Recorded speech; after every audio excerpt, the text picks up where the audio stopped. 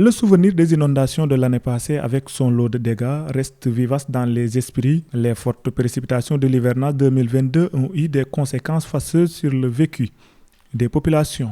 C'est un hivernage qui a été caractérisé par des événements pluvieux extrêmes en 2022 où on a un hivernage qui s'était installé de manière précoce. Tout le monde se souvient que c'était le 28 mai qu'il y avait 127 mm de pluie qui étaient tombés à Taïba Niassène dans le département de Nioro et qui avait conduit à la perte d'une vie humaine.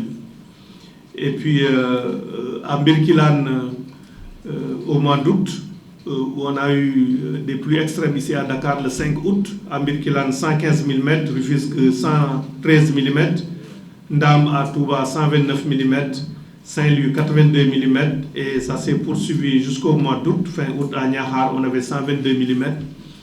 Et vers le 20 septembre, on avait à Fatick 193 mm. D'où le réflexe d'anticipation de la part des pouvoirs publics pour prendre les devants. Une série de mesures de prévention a été prise pour une meilleure gestion des inondations au Sénégal, sous la conduite du Premier ministre. C'est des moyens importants qui ont été dégagés depuis plusieurs années pour permettre de soulager les populations, quand bien même il faut avouer que par moment il y a effectivement des zones, compte tenu un peu des changements climatiques, des zones où nous avons encore quelques difficultés. Tout de même, il y a aussi des zones où il y a des travaux en cours qu'il faut achever le plus rapidement possible pour soulager les populations. Je pense que cela est extrêmement important.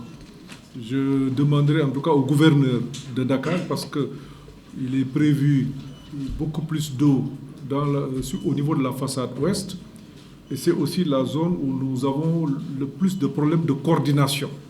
Je pense que toutes les structures qui sont intervenues ici ont une action sur Dakar, par moment même exclusivement sur la région de Dakar.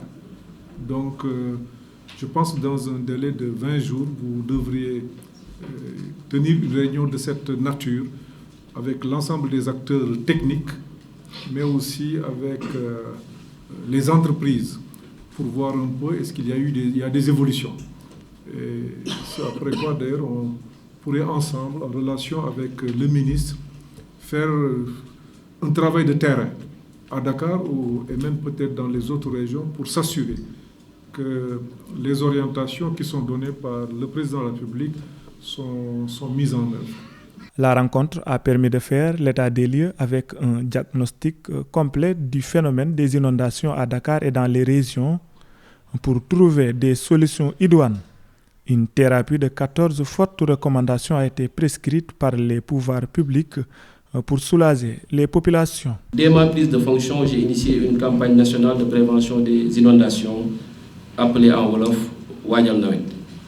Elle vise à exploiter certains points faibles relatifs à l'implication des populations et à adapter la prévention aux réalités des collectivités territoriales à travers un accompagnement de l'État central leur permettant de réduire les risques et de préparer leur propre mécanisme d'intervention en cas d'inondation.